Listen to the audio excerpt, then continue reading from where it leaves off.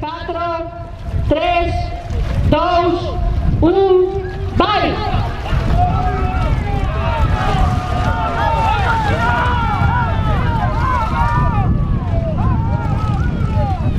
Segunda manga collendo camisa.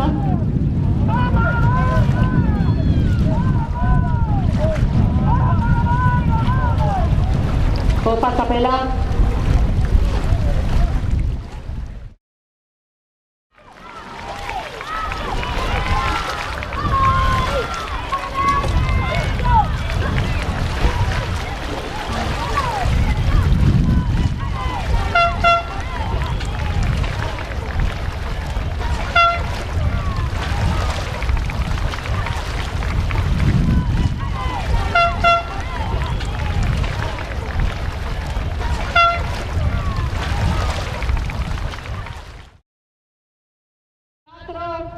Tres, dos, vai!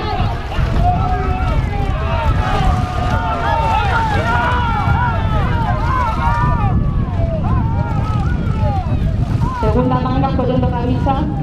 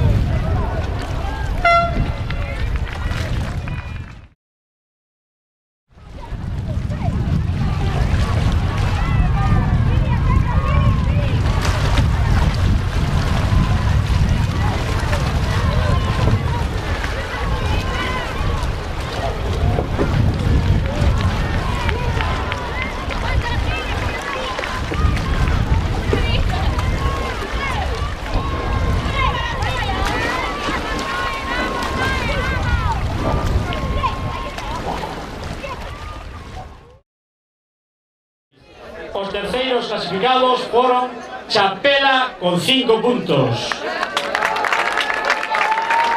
Segundos clasificados con 7 puntos, os remeiros de Tirán.